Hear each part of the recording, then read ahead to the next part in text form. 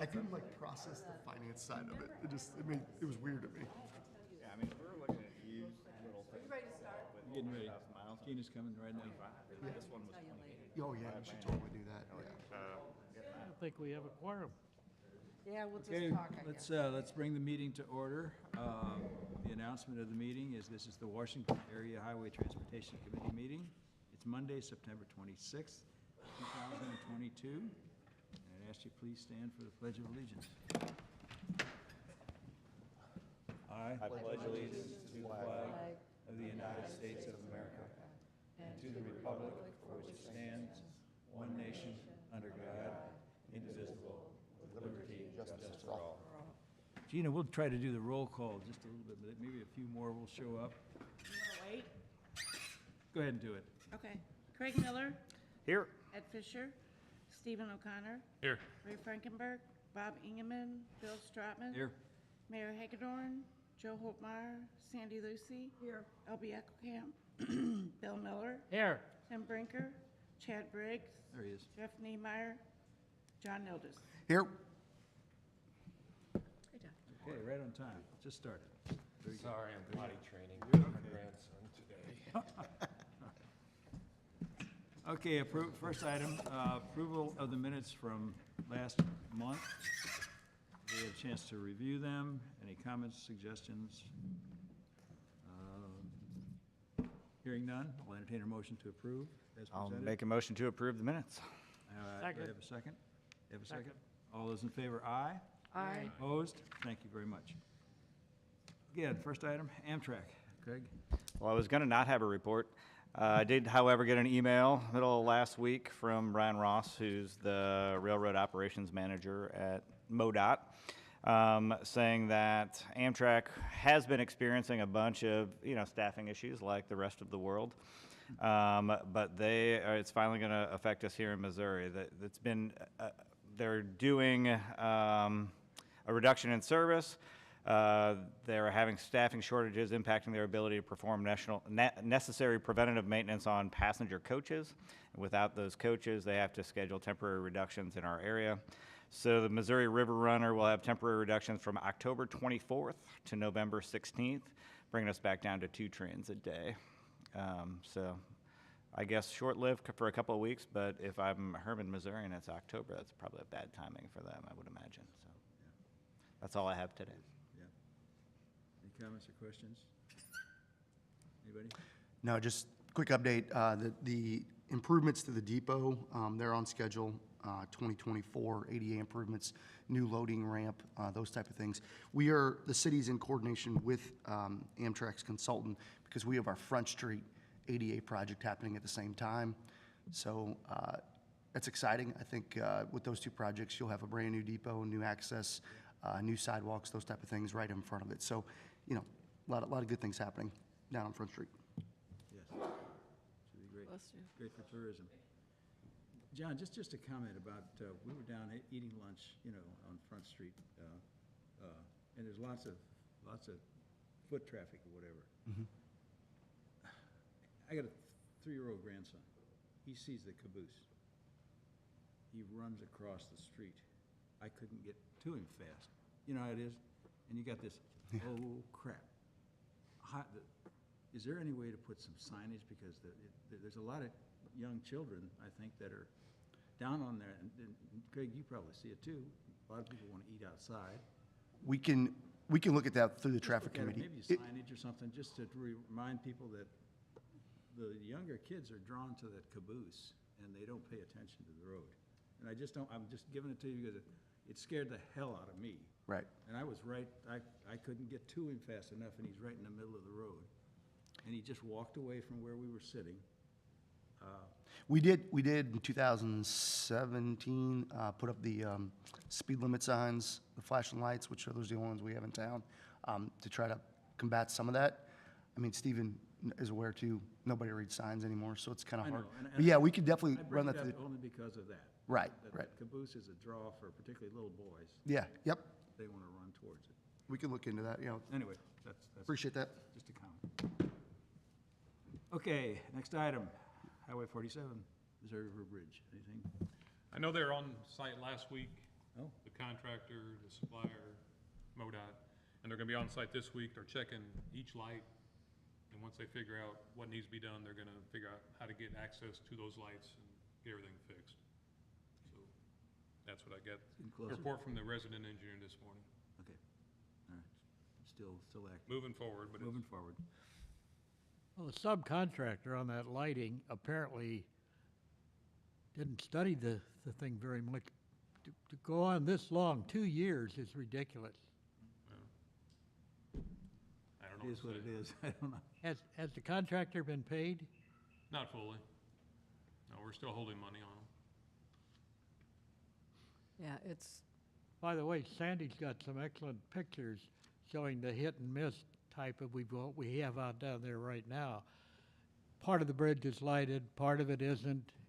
Sometimes there's no lighting at all.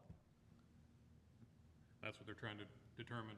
right. And Last even week some and of the this week. piers aren't lit right. You know, some are fully lit, and then partially, and then nothing. So it's all over, so. Anything else I don't. on the bridge? Hearing none, Highway 47, the corridor committee, have they met? They've not met since the last meeting. You've not Oh, met? sorry, I didn't see you, Jim. Is anything happening on the Highway 47? You know, they approved the monies to be spent. Is there anything, is there anything meeting, or what actually, what's the process from here on, I guess, is the But I question? think we're gonna have a conceptual study done on the corridor, and we've not picked a consultant to do that yet. Okay, you're still working on picking a Working on consultant. getting a consultant lined up. Yeah, and that's. I think the through schedule's by the end of the year. By the end of the year, okay. And the city, we'll be part of that discussion, obviously. We've already let Stephen know that our big concerns would be East-West Parkway intersection, making sure that gets part of that project. There's also some utility work that we'd want to put in, some sleeves and things underneath the roadway for future utilities, that type of stuff. So I've already sent that email to MoDOT. We're all aware, but those are probably the biggest concerns that we have. Yes, and to get the planning done, any planning for the future that Washington has, now's the time to get it, so that any connection to Highway 47, they're gonna look at the whole thing evidently, and make recommendations, so And I think another part of that would be the I agree. getting that in there. Absolutely. Beaker, Studerman Road intersection, if there's any opportunity to add a right turn lane off of Beaker on the northbound 47, that type of stuff. So those are just a couple things that we've identified internally that we would want part of that project and do what we need to do to get those things done. And even looking into the future, let's say, try to look 10 years, 20 years to the future, where additional entrances could go, or streets or whatever, even if it's conceptual, if you get it on, to where somebody's got it on paper, sometimes it's good to have something to refer to that this was thought about 20 years ago. So anyway, for wherever that's worth. I know that's Washington. Washington does that very well. Okay. Franklin County Transportation Committee? We've not met since the last meeting. However, the upcoming meeting, we will discuss the grants, the 5% grants that each entity has the ability to apply for. So I think that gets voted on at the next meeting. Okay. So some exciting things. The city of Washington, we did put in an application. I forget what the dollar number was, might have been 100,000 for it. But to offset some of our just local street paving projects that we've seen an increase in costs on. So nothing spectacular, just offsets inflation. Betcha. Okay, 50/50 MoDOT grants, is that the one you just talked about, John? Yeah, we added that to the agenda before the draft STIP came out with Highway 47. If you recall, the city was looking at maybe doing a 50/50 grant to the south to kick off that Highway 47. We could apply for a 50/50 grant to do that. Now that the STIP shows 47, that's kind of, not necessarily the hottest item going. However, the Oldenburg Industrial Park, we're still working on that. There's a lot of different funding opportunity that's kind of came available in the last 3 months. So we're looking at all those, see which one makes the most sense. Lockmuller Group was hired by the city to do basically a corridor study from 100 from 47 to the west city limits. with the phase one being that turn lane at Oldenburg. That's what this project is really about, is the 50/50. Now, there are some opportunities that becomes more than 50/50. It's just some things have to fall in place for that. But that's kind of our priority right now on 100 going westbound. And we believe, Darren may have an update on that, but. Well, the only thing I was going to add to that, John's correct and everything, but it was, the governor has put up a separate pot of funding that's available, and it's for some projects it'll cover 100%. And so we are applying for that, just so this board knows. We're going to be making that application for the left turn lane, as John said, in Oldenburg Industrial Park. It's tied to a industry that we've been working with, and so we're hopeful that we get some good news here in the short, not too distant future. But anyway, we think that we're going to be able to go ahead and get those, but this is a great opportunity for us to take advantage of those funds and go ahead and get the left turn lane built in, and possibly even the street itself going down to the industry within the park. So it's a great opportunity. So we're hoping that, keep your fingers crossed. Are there different stipulations on that money, that separate pot of money? It's Not really. similar. It's very similar to MoDOT's 50/50 yeah. cost share funding. You know, I think that MoDOT's program, just to make sure everybody understood, there are 100% funding for that if it's tied to an industry or it's tied to some economic generator. In the past, the city's just used it on the 50/50 cost share for most projects, obviously the most obvious being the Highway 100 widening. But this one would allow us, this is just a separate pot of money that we're going to be asking a lot of entities are applying for it, and of course asking MoDOT for letters of support when they submit those applications. I think that all has to be submitted this week. Yeah, it's the this week. 30th.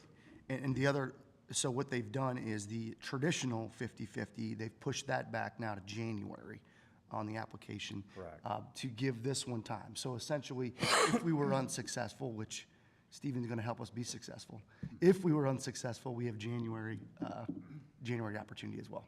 Very good. Lockmiller Group is the one that did the Highway 47 study that got. That's got the correct. ball rolling to keep it going. Yeah. They did that initial And they did study. that initially and did it, and as I remember, Jim, and you were on that committee too, they did an excellent job. So They, it's a company that is known for the area. They know us. right. It's a good tie-in. They are also part of, they're a sub-consultant as part of the comprehensive plan. So the group that's doing our city comprehensive plan, Lockmuir's part of that group as well. So there's cohesiveness between the engineering entities, which is good. So it could be, could they be considered for the 47, the next plan? There'll probably be several consultants. Yes, I'm just curious that they might even become that consultant. Well, they did the primary one on 47, so when you Right, that's what. look at qualification-based, it would seem they have an opportunity. I just want to let you know that we have got that application in this week. It's going to be going in, so that's the main thing. Fantastic.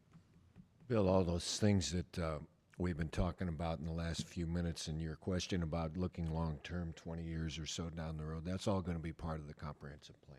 Good, good. So, Well, and again, MoDOT asked for, requests for input for what they envision the highway system look like in 2050. right. I'll be 107 at the time, so. But that's what you got to do. I mean, Yeah. it's amazing. You have to get out in front of this thing to get anything on a plan, considered, whatever. So anyway, we're there. We're getting there. Anything else on that? Hearing none? Warren County? Joe, anything new? We're just set today. We do have a TAC meeting today at 11 o'clock. We are going to introduce our new Boonslick lady. Oh. It's going to be really good. I mean, it's exciting. I'll let you know that. They're finishing paving this week, which is good. And I know they're going to be doing resurfacing 47 from the bridge to Hawk Point next year. So that's good. Wow. So, Really good. so that's all I have. So good news. Good news. Good.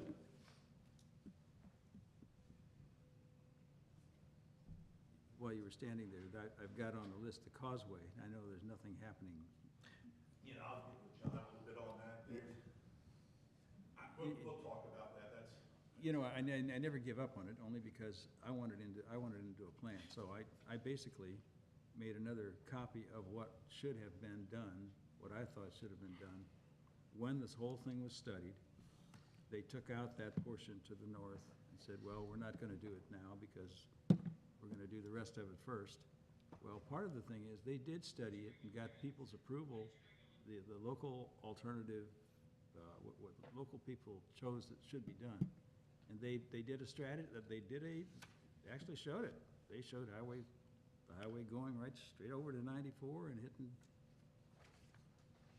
Yeah, I'm sure they did, and I don't know, I mean, we need to get with John. Even that study going straight there would be kind of useless, to be honest with you. I understand. I'm just saying, Yeah. if I'm gonna propose something for 2050, And I think that's what we're trying to work on. Correct. Okay. Yeah, that's what I'm gonna consider. like we said before, I mean, there's a unique opportunity here because Warren County, this Causeway, levee, whatever the solution is to protect the roadway, whatever that is, that's all going to be ran off of flooding situations because you have to traverse through the floodplain. So Warren County is going through a FEMA flood map change right now. They're going through map modification right this second.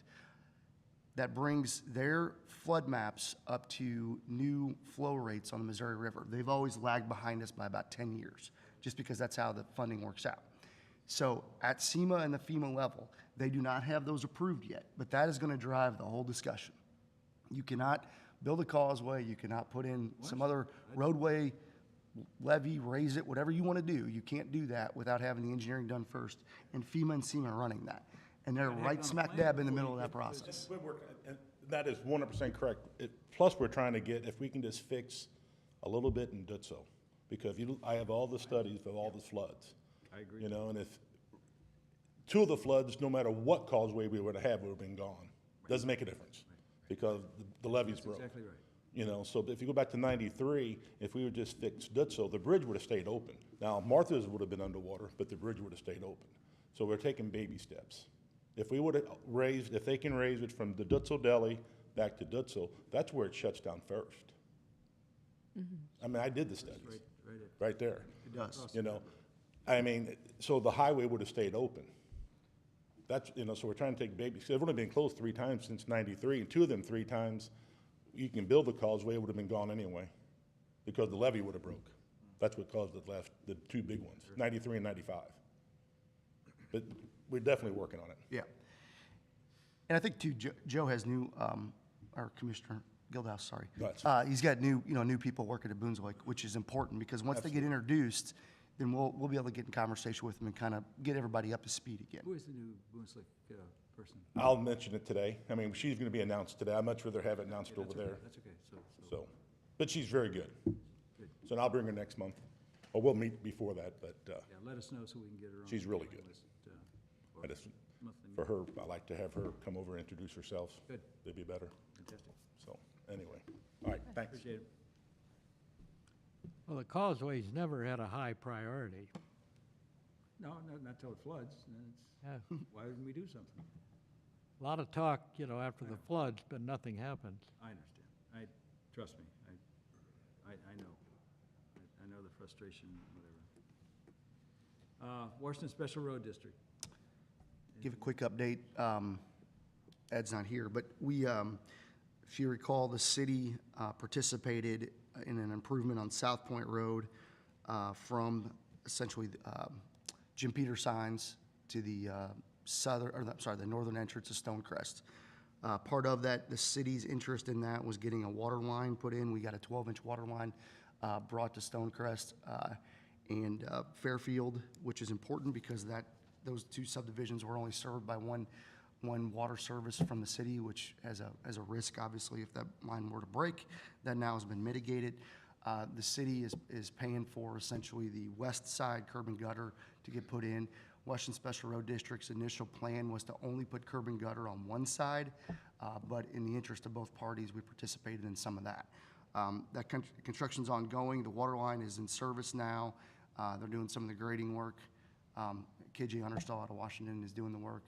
The curb and gutter should be completed, and then they'll be resurfacing it here in the next couple weeks. So that little stretch from essentially Jim Peters signs to the southern entrance, or sorry, the northern entrance of Stonecrest will get resurfaced.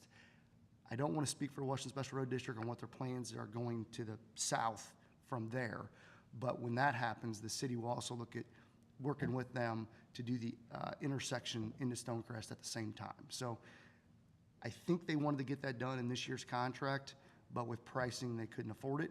So a lot of good things happening there on South Point, but we should have I call it a complete road, but we should have a finalized complete road going into 2023. Yeah, have you guys done a traffic study on that roadway? As far as Yeah, just, it's just how much traffic is happening. you know, Be a lot of traffic going through there now. I'm trying to think if we've done one. We've been doing traffic studies once a month, just trying to get data. I don't have that data right now. We have seen I would imagine there's a little bit of a decrease in traffic on South Point just with the entrance into Vernacey from Stonecrest. So a lot of those Stonecrest residents aren't necessarily using South Point like they used to. But we do see a lot of people coming in from the county, you know, that direction. So again, a complete road is really where we need to be, and what we're there. So that water line's been in the works for basically 25 years. So it finally got done. Yeah, So Public Works is excited about that, I can tell you that. The old Highway 100? No report? No report. Jim, you know anything? Steve's- I don't know anything. I Have we mean, chosen a new engineer firm to do that job? Or For that bridge? Yeah, for that bridge? No, it's a 2026 job, so it's, There was another major accident at T and V, as I understand. T-bone or something. That intersection is gonna be one that's gonna be studied also, isn't it? yeah, we're looking at the entire stretch of 100 from the eastern All edge the- of all the- Washington all the way to I-44. All of them, very good. Yeah, I thought that, you guys are in the middle of that right now, right? We basically got the study done. Now Yeah, I was gonna say. Gonna get the public involved and look at some of the options that, yeah, I've had some public, people with the intersection at T and V and whatever, that one, people have lived their lots of their whole lives, and they've seen what's happened there and what needs. They'd be great just to get the information of what they saw, what they think needs to be done. If for no other reason than to let them know that they are being listened to, I guess is the best thing. now it's just a matter of getting the public involved, and when that, And that'll all be presented publicly in notices and whatever, Yes. whenever that's gonna happen. yeah, Okay. it should be the next couple months, I hope. Oh, really? Okay.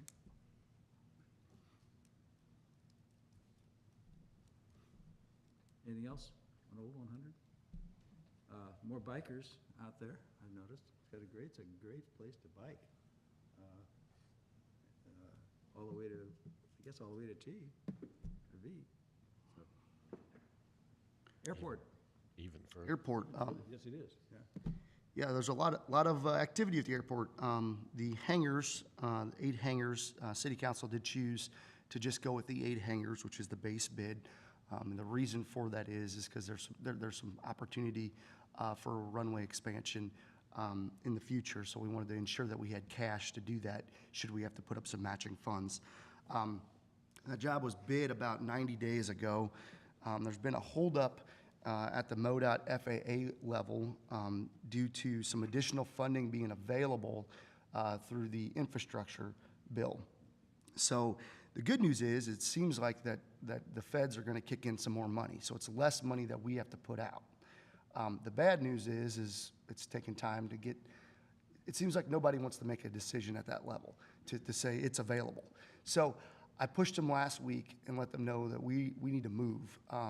I have a contract with KJ Understall is the low bid that will go in front of City Council next Monday. That'll get the project kind of going.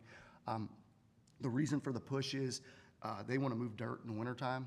Obviously, it's the cheapest time. That's kind of how they bid it. So we need to make sure that we stay on top of it and get that going. It's possible that we may only have about $175,000 to $200,000 invested of our local money into these $1.8 million hangars. That's a huge deal. So I don't have those numbers specific yet. So just for the paper, everybody, I don't have that yet. But there is some possibility that there's some additional Fed money getting kicked into it. So that's a great thing. 8 hangars built for $200,000 or $200,000 or less is a big deal.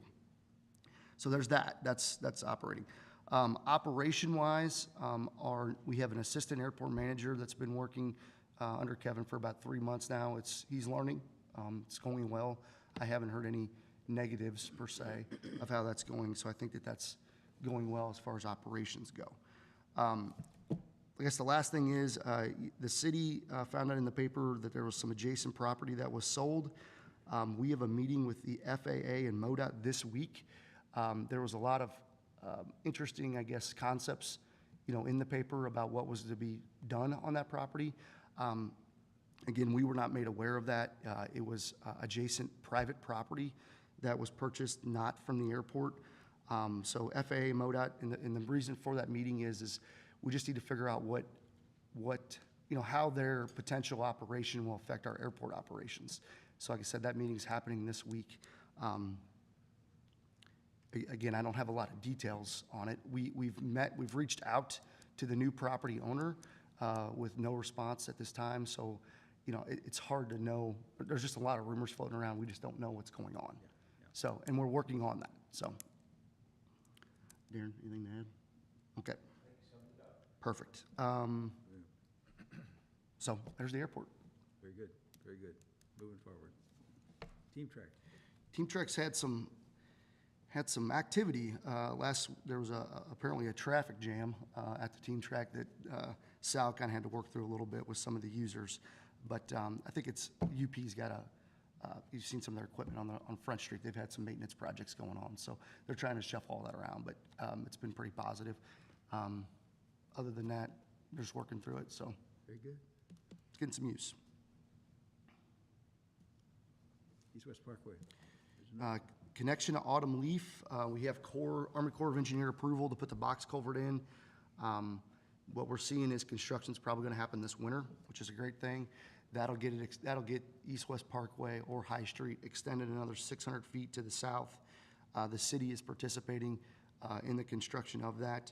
A part of that development agreement was that the developer, the property owner, was required to connect into Autumn Leaf.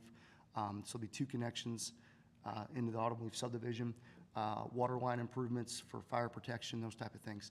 What we really think is going to happen there is the Autumn Leaf individuals, the people who live there, probably will utilize this new intersection more than the one they use up at Studerman, which should alleviate maybe some traffic there on Highway A as well. So a lot of positives there. John, since they've finally got to the Team Track, we've talked about it for 25 years.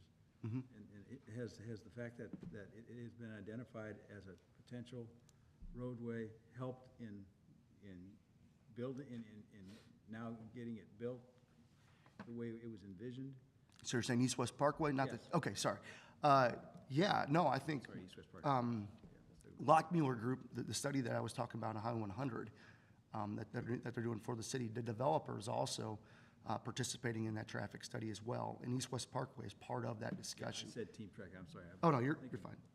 But we've utilized that old alignment, basically, and sent that to Lockmuir, so they're utilizing that as kind of their within their traffic study. So that's all positive stuff. So we are utilizing that old study to get those things done. And that's in the city long-range plan, correct? It is, yep, yep. And that would be something as far as your next agenda item, East-West Gateway 2050 plans. I think that all plays into that a little bit as well. I didn't see that on there. Great, that's where we're going. Public transportation? No report. I don't have anything. John, on the 2050, is there any other projects that the city is considering? To be honest with you, it's the end of construction season, and we're just trying to get through, so that's probably something we'll be looking at here this winter. I think you've got a deadline of like March of '23. Well, and I would also add, when you go to that 2050, it's not a spot where you can necessarily, from what I've seen, is you can't necessarily put in like projects specifically. It basically just gives you, I think there's like a short survey. It's like a five question survey. general. And it's very general. Like what do you want to see in the St. Louis region? More pedestrian facilities. Okay.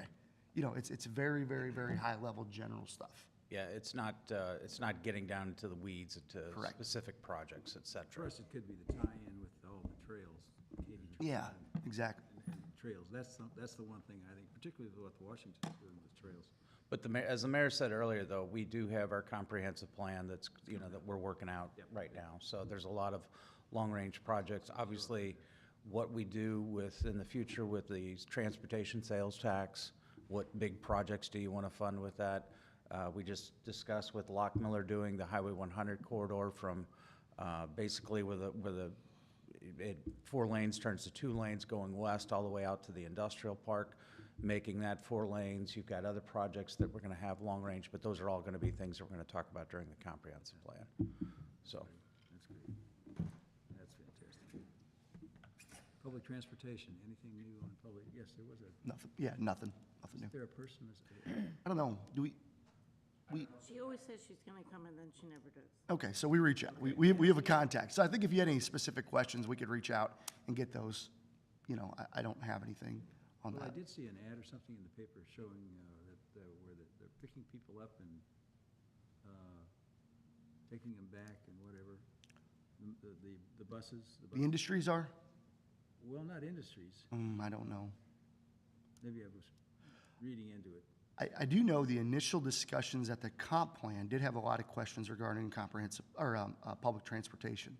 So again, I think that might come out of that comprehensive plan discussion on, is there a need for the city to do something regarding that? I handed out a copy of a letter, and I see Mark Scarnia back there. Mark, you should be familiar with this if you're not. It references Mary Lamey and what they're doing with the port system and the Herculaneum. Anyway, it's an interesting article, and it showed up in all places.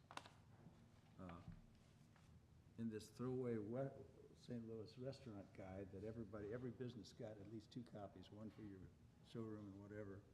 But it's an interesting article. And Mark and I attended different meetings regarding public safety and whatever. And of course, Mary Lamey is the gal who is really promoting the port system. And this is kind of general information, interesting information. With the third largest inland port, St. Louis is, in the country. The amount of tonnage it handles, 150 million tons move through it annually, 200 plus private terminals operating within our region's port system, 150 barges that the port system can handle daily, 150 barges. I mean, it's big business. It's centered in the right, they talk about within 500, with a radius of 500 miles, 50% of all crops and livestock grown and raised in the United States are produced inside that circle, 500-mile circle. Interesting that you're getting a meat packing place in central. Why did they choose this area? Missouri is the #2 largest in the country as far as fat cows in the country. And I'm also saying, again, logistics again. This is a gal who has been was just hired to be the logistics person.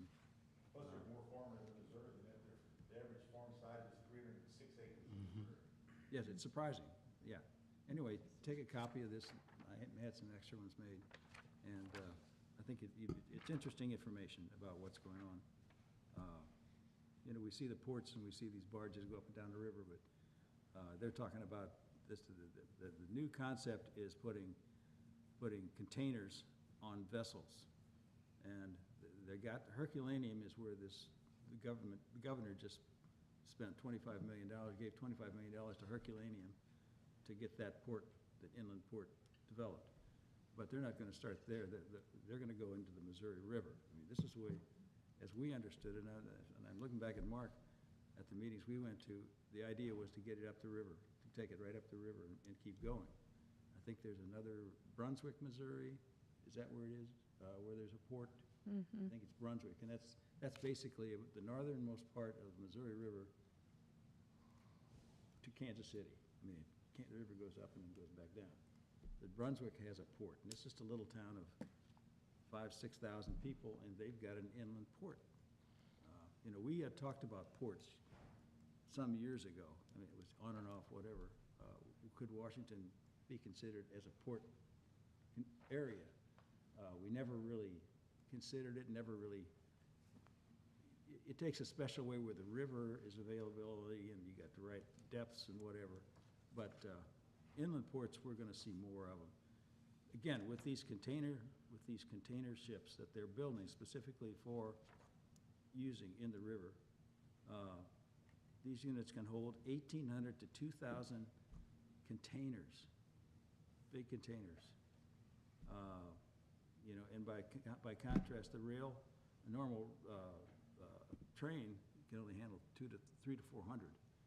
So these vessels would be holding, and like you see coming through the Gulf and Savannah and whatever. I think in the future, how big, how many, whatever, could be coming up the Missouri River. The Missouri River could become another major, it's headed for that, based on this article, so. Anyway, interesting reading. Anything else? Any other business? Yeah, real quick, a couple updates. Rabbit Trail connection to the south, to Beaker Road. It's out to bid right now. It's about 1,200 foot of Rabbit Trail to Beaker. Completion date 2023, June of 2023. So that'll be completed this winter, going in the late spring. With Rabbit Trail, the city is contracted with CBB to do a CMAQ, congestion mitigation air quality application for Rabbit Trail, Phoenix Center Drive, and High 100. Part of that application will be trying to put a right turn lane on westbound 100 on the northbound International, and then one on southbound International on the westbound 100, and then realign Phoenix Center Drive to the south. Again, CBB is under contract with the city to get that done when those applications become available. That typically doesn't happen until November, December, and then award won't happen until June of 2023. Construction fast would be at 2026 if we were awarded that. The Greenway is not necessarily open to the public. I do know that the public is using it. Kind of the holdup there, there's some signage. We gotta relocate some signage that was incorrectly placed. And there is the light at the entrance of Jefferson is somewhat on back order. It's not coming in until November. So things like that. But we're not naive to know people aren't using it. We've had some good feedback on it.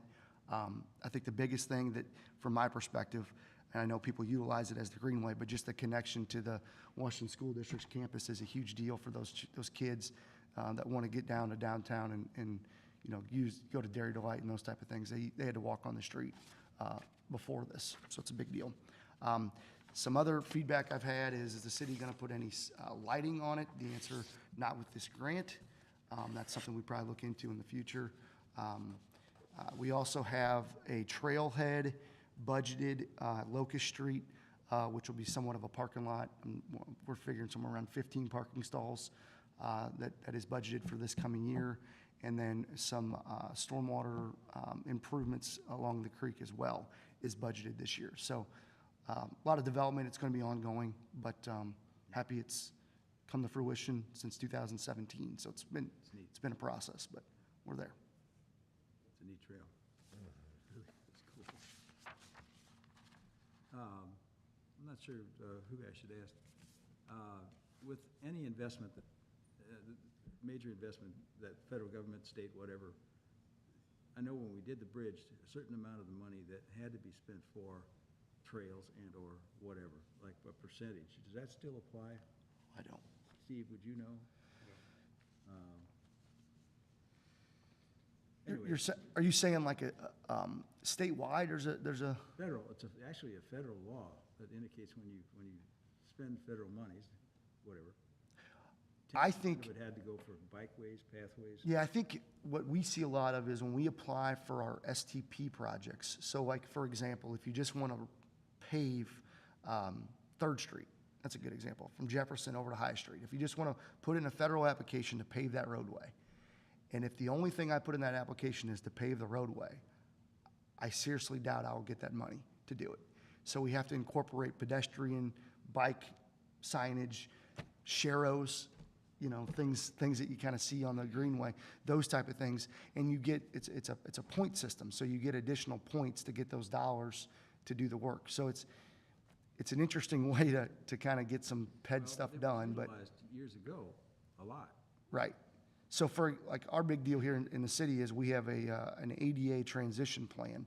That right there gets additional points for these grant applications as well. So 3rd Street, I use that as an example because we were unsuccessful last year. But we wanted to pave the road and we wanted to replace all the sidewalks and curb and gutter because they are not ADA compliant.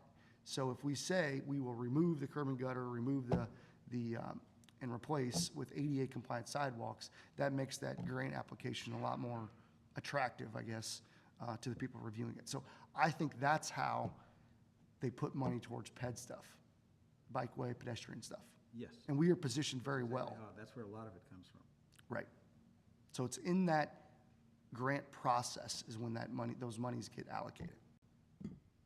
So, Yeah, and we're aware of that. you're aware of it. We're That's- keenly that's aware of all. that. I just remembered it from years ago. I don't remember how we used it or whatever. I thought maybe on the new bridge, there was some of that kind of money that helped us with the pedestrian. I don't, I, The only thing was the lighting along the bridge. Was it the lighting? I mean, but that was, I think it's more that they incorporate pedestrian facilities in the design. Right, something that had something to do with that and I, portion of it. And I think if you look at Had that- to be spent for that kind of stuff. So I say we don't want to forget that. with no, we're doing, I mean, that's part of everyday process right now, is that type of stuff. So it's one of those things that, it's not necessarily like a project in itself, it's already incorporated in the projects that we're doing. Yeah, yeah. It just enhances yeah. And some would call it a waste of money a lot of times. That's what I remember people saying. Why would you spend that 10%? You could have built it better. I think But it's. I understand. It is unfortunate, I think, at times that you have to add things that double the cost of a project in order just to pave a road. Yeah. I think that's frustrating, but I think, when I could pave a road, for example, for, let's just say, $1 million, but I can't get a federal grant to do it unless I make it 2 million and replace the curb and gutters and things like, and sidewalks, that becomes a frustrating thing because that is basically a mandate on your local tax. But on the flip side of that, you do get new sidewalks, new curb and gutter. It is nicer in the long run. So I think it is a little bit of you weigh those things out. Any other business? I noticed that we've got our sales tax, what has been generated, looks like for the year. This is an annual now. We're up 6.57% over the previous years. Or is that 6.75657 for the whole, since 2005, I guess, was it? Yeah, 2005. A little over 31 million. It stays pretty consistent. Always upwards, though. That's good. Anything else? Hearing none, I'll entertain a motion to recess. Do I have a motion? I'll make a motion, we adjourn. All right, and do I have a second? Yes. Second. All in favor? Second. Aye. Thank you all. All right.